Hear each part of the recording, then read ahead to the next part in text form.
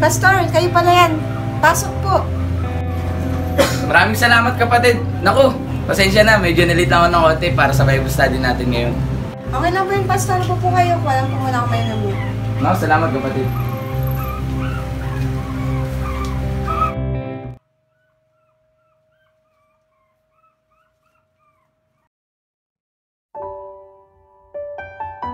Parang kailan lang?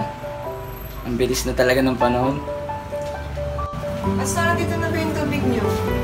Ay, nakita niyo pala yan. Alam mo kapatid, hindi ko akalain na kayong dalawa pa rin na magkakatuluyan ngayon. Iba talaga kapag ang Diyos ang kumilos. Ito po muna tubig, Pastor. Oo nga, Pastor. Hindi ko din talaga akalain na iba talaga pag Diyos na ang pinakilo sa ating buhay. Lahat talaga ayon sa kanyang panahon. Basta marunong lang maghintay yung tao sa pagkilos ng Diyos, kapatid. O siya nga pala, nasan pala ang asawa mo? Pauwi na rin yung Pastor galing sa work. Kayo na po ba mag-isa, Pastor? Pasunod na rin yung ibang member, kapatid. Excited na rin sila makinig ng salita ng Panginoon. Oh, ayan na po pala sila, Pastor eh. Nandiyan na rin pala yung asawa mo eh. Sabihin na nila. Yes, Pastor. Pastor.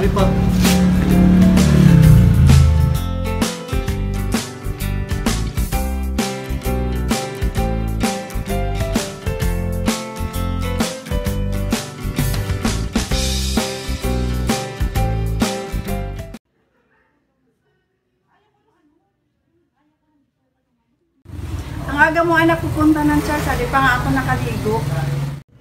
Magsusundo pa kasi ako na magtuturo pa ako sa mga bata. Sunod na lang kayo ni tatay Okay, sige, lagi naman. Sige, mag-iingat ka, maliligo na din ako para makasunod agad. Excited na din akong makapakinig ng salita ng Diyos. Ay, abay, dapat lang man na maging excited tayo para naman si Lord ma-excite din sa pagpapalang ibibigay niya para sa atin.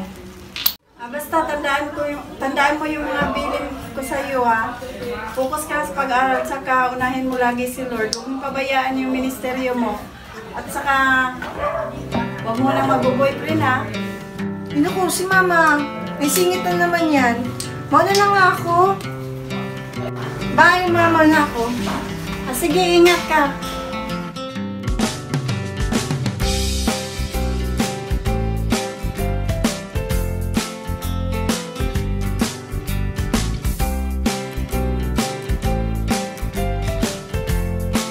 Talaga maglingkod sa Panginoon, no? Oo nga eh. Buti nga makapagsimba tayo. Uy, si Moira yung naglalakad na yun, diba? Oo nga, tara, sabayan na natin. Oo, sabay-sabay talaga kayong dalawa. Malangaga na. Excuse me, maaga naman talaga kami. Magtuturo ka ba ng mga bata ngayon, Moira? Talaga committed ka sa ministry mo, Malamang, sa boyfriend nga niya, committed siya eh. Kay Lord pa kaya. Moira, ikaw Ba't tumigil nga kayo? Kailan mo ba kasi dadalhin yung boyfriend mo sa church? Teka, tanong kayo ng tanong sa akin. Ikaw, Maxine, kailan kayo amin ni Lucas sa relasyon nyo? OMG, kayo na ba ni Lucas? Ikaw, Beshi, di mo sinasabi sa akin. Ano ba kayo? Wala kami okay. Tsaka, kaibigan na kami ni Lucas. Alam niyo naman na bawal pa. Kaibigan na kami ni Lucas. Tama na nga yan, para punta na tayo sa church. Oops, speaking. Ito na pala sila,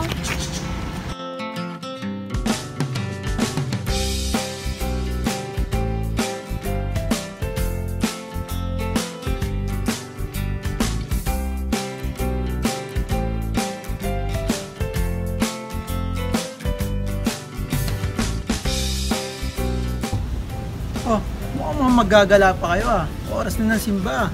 Mukhang nag-food trip pa kayo, no? Oo nga, di mo na nag-aaya tong mga to. Poy, Peter, di kami nag-food trip, no? Nagkataon na talaga na nagkasabay-sabay kami papuntang church. Oo nga, Lucas. Sa church na talaga punta namin. Gusto niya sabay-sabay na tayo. Oo naman, no problem. Ikaw pa, malakas ka sa akin eh. Uy, kayo may palakas-lakas pa kayo dyan. Tara na nga. Uy, teka, hindi nyo ba kasama si Diego? Di ba lagi kayo magkasama nun? Ayun ba?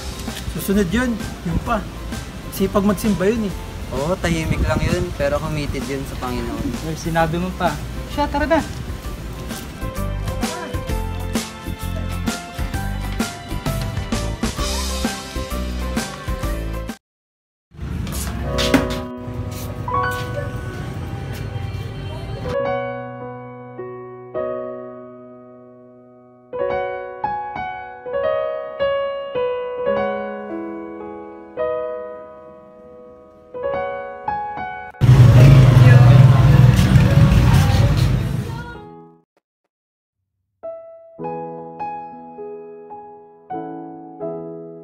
Maraming salamat mga kapatid sa Panginoon. Nawa, sa ating pong napag-aralan, patungkol po sa salita ng Panginoon ay meron po tayong natutunan.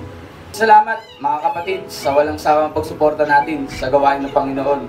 Alam po natin na hindi po sayang ating pong mga ginagawa, lalo na po kapag meron pong pag-ibig, lalo na sa gawain ng Panginoon.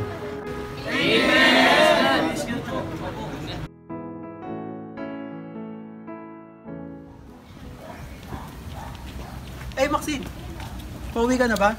Sabay na tayo. Okay, sige. Pero di ka ba hanapin nila Kendrick? Kasi di ba lagi kayo magkasabay? Hindi. Di nila ako hanapin. Ako pa, sinasabi ko lang sa mga yun. Matik na yun. Tsaka, minsan lang naman kita makasabay eh. Minsan na naman tayo. Tara. Pagkagaling ko sa church, diretso uwi na ako kasi gumagawa pa ako ng mga project para sa school. Kaya talaga bilib ako sa'yo eh. Kasi ang ganda mo na. Ang bait mo pa. Tapos napakasipag mo pa. Di ba? Malayo mararating mo yan. Ha? Agad-agad? Grabe naman. Oo naman. Di ba? Sabi ni Pastor, yung mga bagay na hindi pa dumadating, dapat i-claim na kagad natin yan. So, yung pagsisipag mo, siguradong malayo ang mararating mo yan. Alam ko naman yun, kaya nga talaga akong focus muna kay Lord para lalo akong maabot yung mga pangarap ko at para maging tagumpay ako sa buhay. That's right. Tama yan. Kaya alam mo, pag yumaman ka, dapat ako gagawin mong gwardiya. Bodyguard. Sira ka talaga, di naman ako naghahanap ng bodyguard, di ko kailangan yun. Eh, ano bang kailangan mo? Ano ba yung mga hinahanap mo? Gusto ko lang naman ng maayos na buhay, tsaka gusto ko nasa church pa din ako, pati family ko. Tsaka, syempre, yung lalaking makakasama ko balang araw, gusto ko yung na kay Lord din. Swabe. Ayos yun. Nice. Eh, ikaw ba? Ano bang hinahanap or gusto mo? Ako, gusto ko lang naman magkaroon ng magandang buhay. Mapalapit lalo sa Panginoon. Tsaka ano pa bang hahanapin ko nakita ko na. Sira ka talaga. Libre mo na lang kaya ako. Nagugutom na ako. Minsan ka lang naman libre. O sige, no problem. Kahit anong gusto mo, sagot ko. Tara. Sabi sa Kawikaan, Kapitulo 4, versikulo 23, ingatan mo ang iyong puso ng buong sikap, sapagkat dinadaluyan ng buhay. Bawat oras sa ating buhay, mga kapatid, maaring masaktan ang ating puso. At hindi natin alam kung sino po ang pwede pong manakit ito. Kaya po meron pong paalala ang Biblia na ingatan po natin ang ating pong puso na ito pa'y huwag po masira at mawasak ng sino man.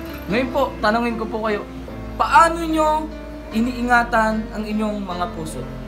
Anyone? Sino pwedeng sumagot? Sa tingin ko po, para po maingatan po natin yung mga puso po natin na hindi po masaktan, hayaan po natin na siya pong magdikta nito. Na sa ganun po maging kampante po kahit paano yung ating mga puso sa nilalaman nito. At kung alam din po natin na hindi pa po tayo handa, tayo po muna magpatuloy sa paglilingkod ko sa Panginoon. Na sa ganun, dumating man po pastor, yung tamang panahon ay ready na po yung ating mga sarili. Aha! Anyone else? Ako po. Pero paano, Pastor, kung yung nilalaman ng puso natin? Ito pala ang dahilan kung bakit nasasaktan mismo ang puso natin, Pastor. Tignan mo. Libro mo kaya ng Paris yan. Para sumasaya naman yung mukha. Malugit na lang. Ang lalim eh. Hindi Paris ang kailangan niya. Kaparis. Uy, kayong dalawa, puro talaga kakalokohan. Makinig nga kayo dun.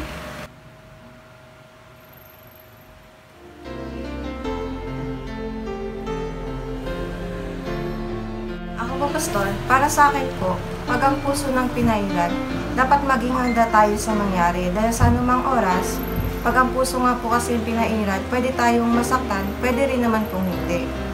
Kaya kahit sino pa yung taong nasa puso natin, pwede rin po siyang maging dahilan kung bakit tayo nasasaktan. Kasi nga, pinapapasok na natin sa puso nang wala pa sa tamang panahon at hindi pa nilaan. Very well said. Maxine, ikaw ba? May idea ka ba?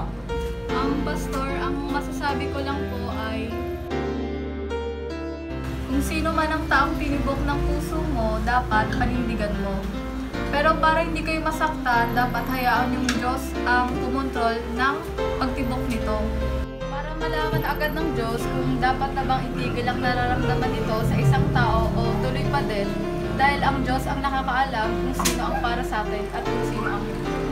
Okay, tandaan po natin mga kapatid, masarap magmahal kapag Diyos mismo ang nagbigay nito. Dahil masasaktan at masasaktan lang tayo, patuloy nating pipilitin, mahalin yung isang taong nabuo lamang sa isang maling desisyon.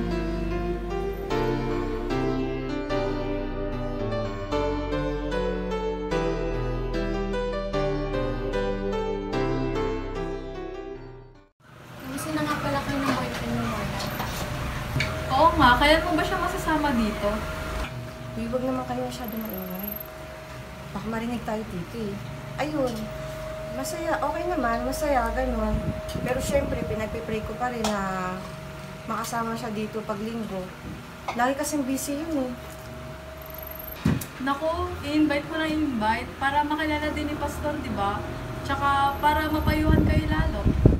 Oo nga, para lalo maging masaya, di ba? Kaya pakilala mo na yun sa amin. Oo, dadating din naman kami dyan. Pero sa ngayon, magpipray pa ako. Kinakabahan kasi talaga ako eh.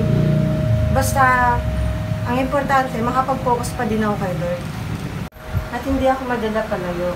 At dahil gusto ko siya, madala palapit sa gawain ng Panginoon.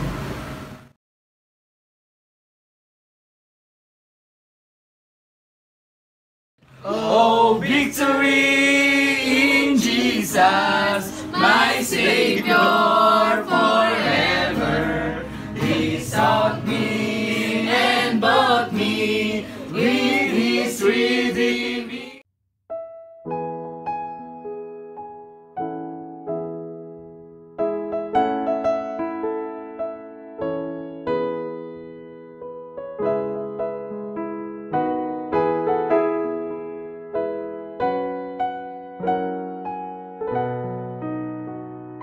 Amen. Ang saya talaga makapaglingkod sa Panginoon, lalo na't kasama at kapiling ko ang aking kapwa mananampalataya sa Panginoon. Tunay ngang walang papantay na kasiyahan ang kayang ibigay ng Banal na Espiritu sa bawat isa sa atin. Kayo mga kapatid, Amen. Amen. Masaya ba kayo ngayon? Yes! Amen! Yes! Praise God, masaya. Sabi sa Sister Ito yung page nyo.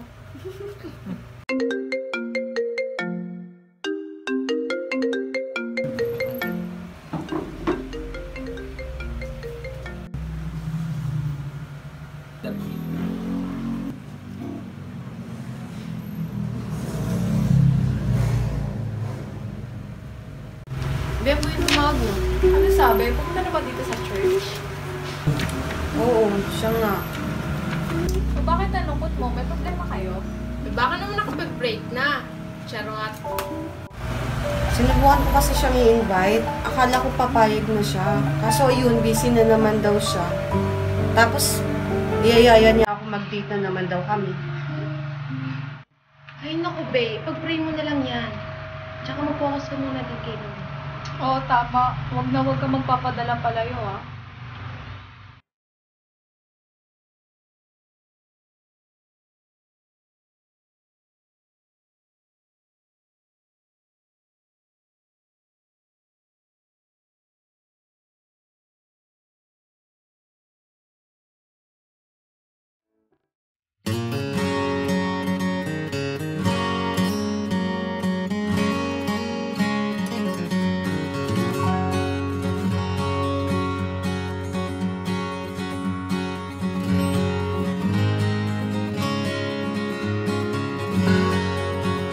At dyan nagtatapos ang ating pong napag-aralan sa gabing ito. Naway mga kapatid, sa Panginoon meron po kayong natutunan o nabitbit na aral mula po sa mensahe po ng Panginoon. Naway ito po'y may apply po natin sa ating buhay at manifest po sa ating buhay. Maraming salamat din po, Pastor. Marami kaming natutunan sa inyo. Oo nga po, Pastor. Ang sarap po talaga makinig ang salita ng Diyos, nakakaginhawa sa Panginoon. Pastor, salamat po sa patuloy niyo pong pagtuturo po sa amin ng salita ng Diyos. Naway pagpalain pa po kayo ng Panginoon sa pagtsatsaga po sa amin. Oo, narinig niyo yung sinabi ni Pastor. Mula rin naman yung sa turo ng Biblia na huwag natin madaliin yung mga bagay-bagay. Hayaan natin yung Panginoon na manguna sa mga buhay natin. Yung sabi sa Bible, pag binasa natin sa 1 John chapter 5 verse number 14, ano mang hingin natin, ano po sa pangalan po ng Panginoon ayon sa kanyang kalooban. Sabi niya, hihiling din niya tayo. Kaya magpatuloy lang tayo sa ating paglilingkod, sa ating pakikinig ng salita ng Panginoon at hayaan natin ang Diyos ang Panginoon. Alright, siguro maglilid sa atin ng prayer ngayon si Brother Diego. O sige, mga kapatid, tayo kayo manalangin. Let's pray. Teka. Pansin ko lang mga kapatid, parang napapadala sa atang pagliban ni Sister Moira sa gawain ng Panginoon.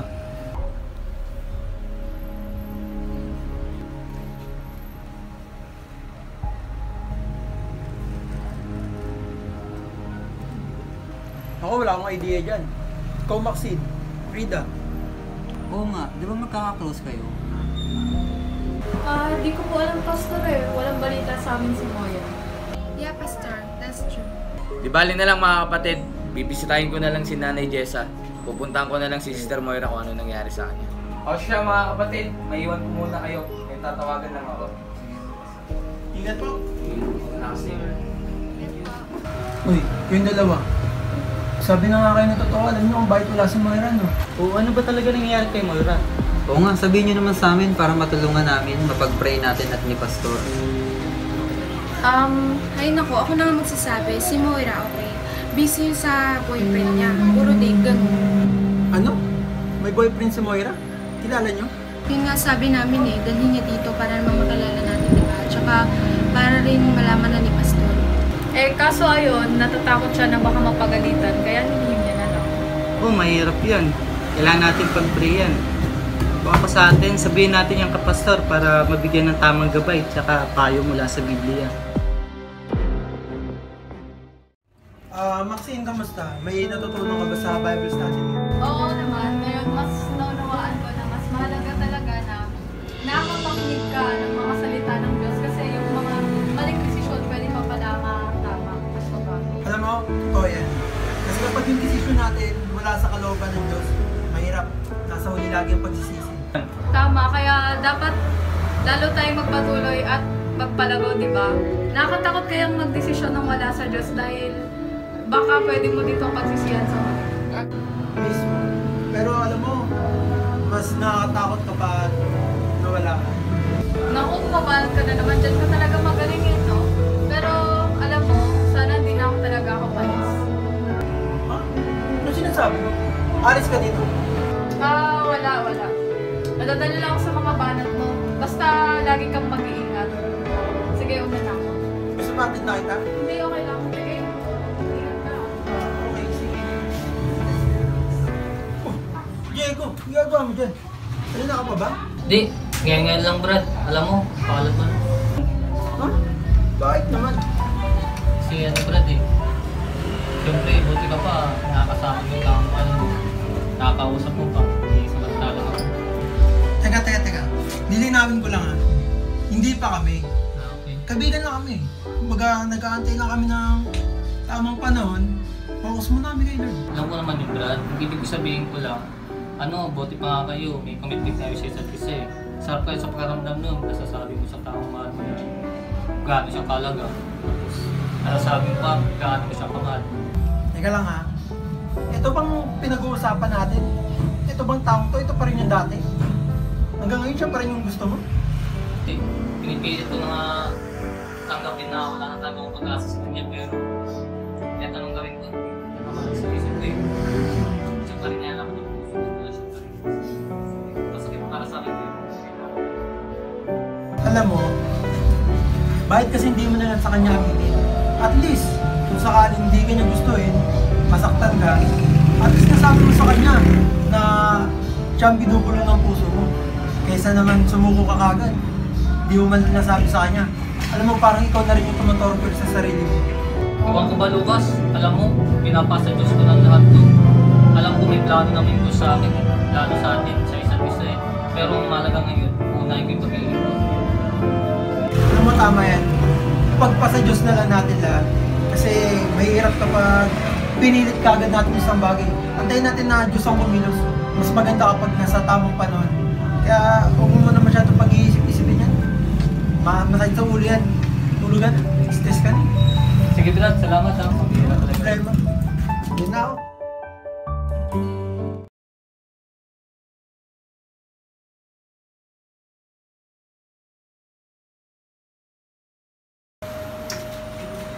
Magandang gabi po. Oh, Maxine! Tuloy po kayo, po kayo. Magpapaalam lang po sana ako, Pastor. Kasi uwi na po kami ng probinsya upang doon ipagpatuloy ang pag-aaral ko. Doon po kasi gusto ng magulang ko na makapagtapos ako. Ha, aalis ka na dito, Maxine. Paano si... Nako, nakakalungkot naman yun, Maxine. Sana kahit nasa malayo ka na, patuloy ka pa rin makapaglingkod sa Diyos. Siguradong mamimiss ka namin, lalo na sa gawain dito. Pero huwag mo hayaan na matigil yung paglilingkod mo sa Panginoon. Hayaan mo, Sister Maxine. Hahanapan kita doon ng gawain na kaparehas natin ang pananampalataya. Nang sa ganon ay makapagpatuloy ka sa ginagawa mong paglilingkod sa Panginoon. Huwag mo papabayaan ang sarili mo dun ha. Mag-focus ka muna kay Lord. Tsaka pagdating mo dito, sana maging kayo na niya. Lucas, nandiyan ka na pala. Lucas, paalis na to. Libre na rin kaya natin ng pares. Padispedida natin. Oo nga eh, narinig ko. Ikaw na lang muna siguro. Medyo sumakit yung tiyan ko eh. Balik mo na ako saglit sa bahay. Sus, sumakot yung tiyan o yung puso.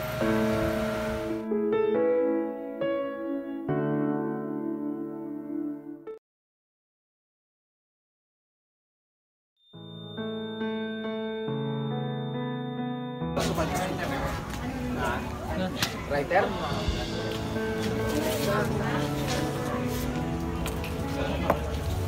Alam mo yung iniisip mo, Brad ha? Sigurado ako, alam ko yung iniisip mo, si Maxine. Bakit? Dahil aalis na ba siya? Kaya ka nasasaktan? Alam mo, hindi ko alam eh. Kasi alam ko kailangan niya naman talaga umalis. Kaso, parang hirap isipin eh. Parang hirap tanggapin. Huwag umalis siya eh. Akala ko ba mag-aantayan kayo? Sigurado naman, antay ka naman ni Maxine eh. Diba? Diba sabi mo sa akin, focus tayo sa Panginoon. Kapag alala. Alam ko naman yun. Kaso, ang hirap isipin eh. Ewan ko, di ko na alam. Ang hirap. Parang may isip ko na parang hanggang dito na lang siguro kayo. Malabo talaga na magkaroon ng kayo eh. Hindi ko na alam, Brad.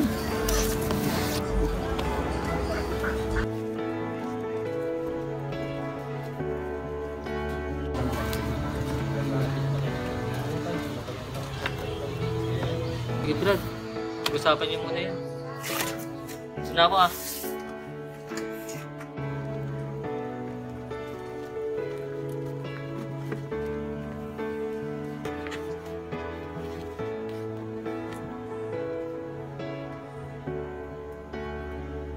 Lucas, galit ka ba? Babalik din naman ako eh. Tatapusin ko lang yung pag-aaral ko.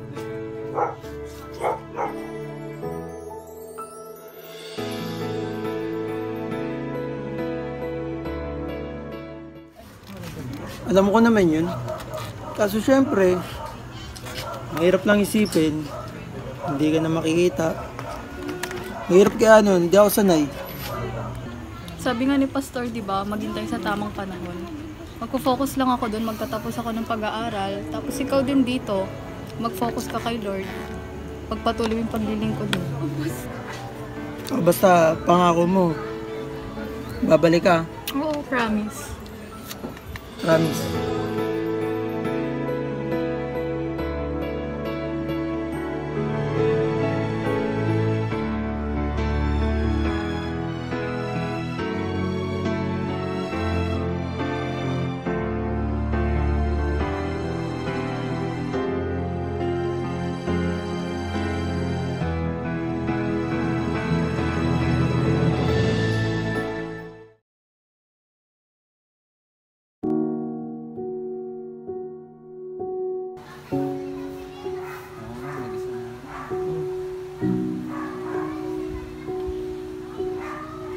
Takot mo na naman, Lucas ha. Huwag ka mag-alala, babalik din yun. Isipin nyo, Brad. Basta kung may commitment talaga kayo sa isa, babalik at babalik yun. Gagawin lang natin talaga ngayon. Kailangan natin mag-focus sa Panginoon. Tama yun. Alam ko naman yun. Siyempre, focus tayo. Pero, siyempre diba, ang hirap kaya di tayo sanay kapag di natin nakikita yung malapit sa atin. Nakasanayan mo, nakikita mo siya eh. Diba? Pero, tama naman kayo eh. Focus lang tayo muna ngayon sa Panginoon. Uy, nangyayang ang tatlo dyan. Malalim na pinag-usapan yung tatlo. Ano ba yun? Eh, ikaw ang pagkagawa mo dito. Kinakamusta lang namin si Lucas mo kasi malungkot siya ngayong araw. Mukhang ikaw ang nagagala. Ano bang meron? Ano? Ay, ganito na lang, Brad. Libre na lang natin si Lucas ng pares. Kasi, malay mo, makahanap tayo siya doon ng kapares. Oo nga. Tara, basta libre mo. Ano, sama Oy, ka? Lucas, ano? Lema, basta libre nyo. Tara. Naku, dyan na. Siya nga pala, alam niyo na yung balita? Ang balita ro? Ang balita? Ang meron? Yung BF ni Moira ay nakabuntis ng iba. Huh? Ito, Ben? Baka gawa-gawa lang yun, ha? Umayos ka, Morris, ha? Makalit naman sa social media. Eh, anong reaction niya ni Moira? Anong kalagayan niya? Hindi ko alam. Hindi ko rin nakikita si Moira eh, hanggang ngayon.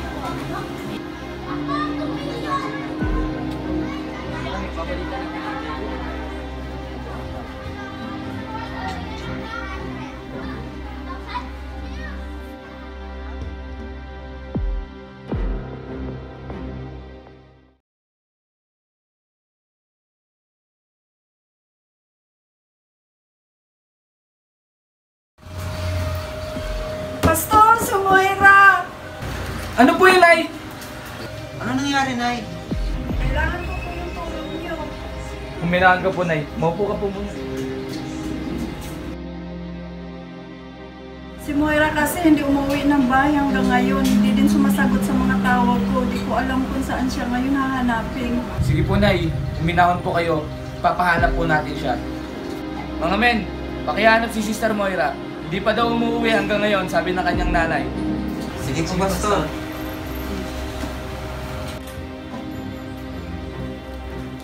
Sige po na, pagpapray ko po siya na mahanap agad.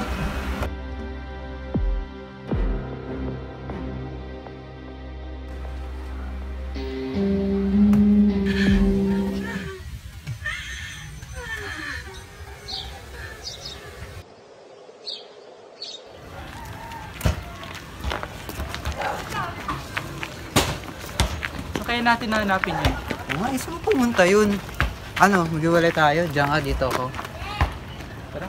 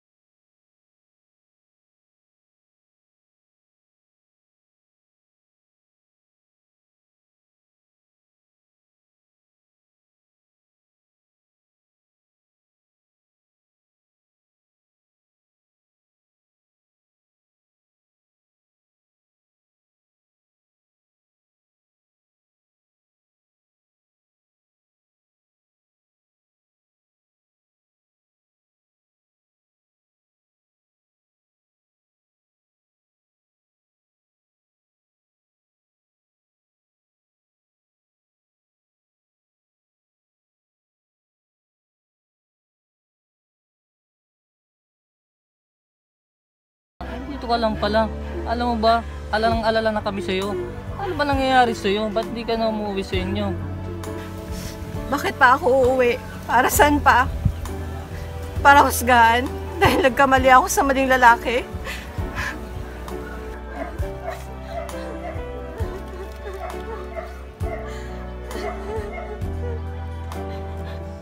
Hindi. Bakit naman uusgahan? Kapatiran mo kami.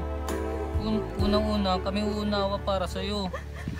Hindi ka namin iiwan sa mga problema mo. Alam mo, akala ko siya na. May taong kuministry ko sa church para sa kanya. Nilaan ko yung oras ko lahat para sa kanya. Pero bakit ganun? Hindi pa ba sapat yun? Pero bakit nagawa niya pa rin akong saktan? Ano pa? Wala na akong dahilan. Ayoko nang maglingkod. Ano pang dahilan para maging masaya? Ngayon, sabihin mo sa akin, may dahilan pa ba para maging masaya? Meron pa. Dahil dito pa kami. Kami naman kapatiran mo. Ang tunay nagmamahal sa'yo. Mga magulang mo. Mga kaibigan mo. At ang Diyos. Higit sa lahat. Dahil mahal kita.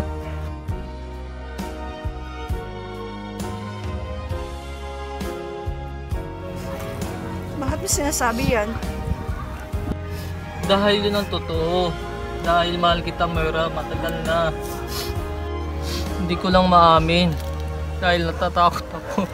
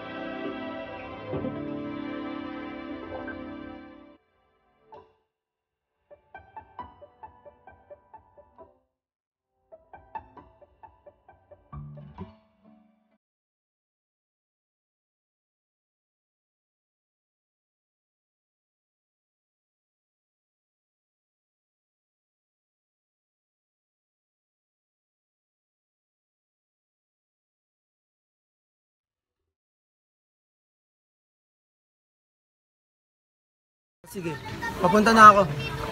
I-meet ko lang yung client ko. Oo. Sige.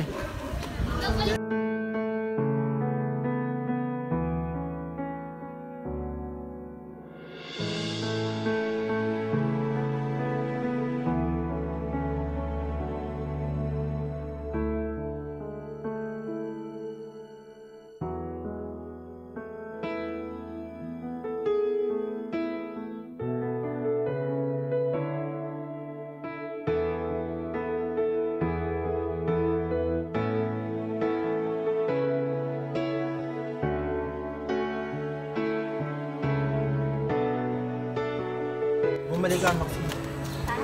Kasi may dapat akong balikan. Babalik ka.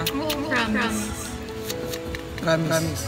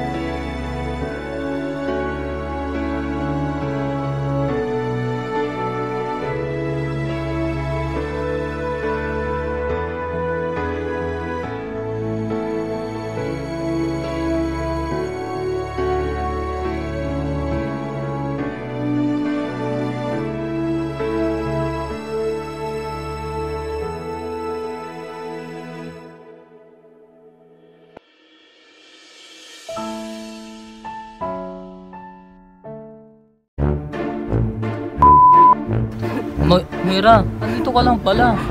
Matagal ka na hinahanap eh. Alang-alala na kami sa'yo. Ano na pumapaybay? Moira, nandito ka lang pala. Alang-alala na kami sa'yo. Action! Amen! Ang saya talagang maglingkod sa Panginoon. Lalo na't ka-fellowship. Ay!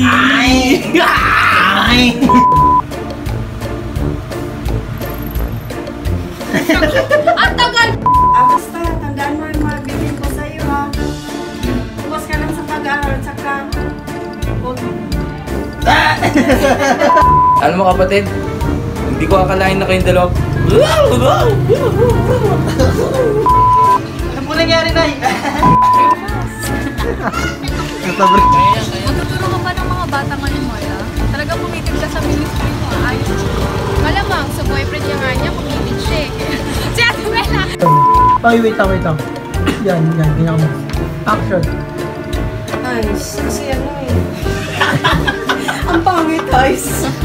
Please ka lang. Paano na kami? Kasi di naman na kami malilinig. Basta magtititingin sa camera. Okay. Mga gusto mo sabihin sa kanya. Sige, pero Magtitingin sa camera. Para matawa siya. Sa kanya ka lang tumingin. Ano? Kailan? Wala pa. Magtitingin sa camera. Sa kanya lang. Yung ganyan. Ano, mahal na mahal kita. Okay. Sabi mo 1, 2, 3 action. Action! Alam mo, Wes, malamal kita kahit malaking kamay mo. Kumari lang naman. Para matawa kaya?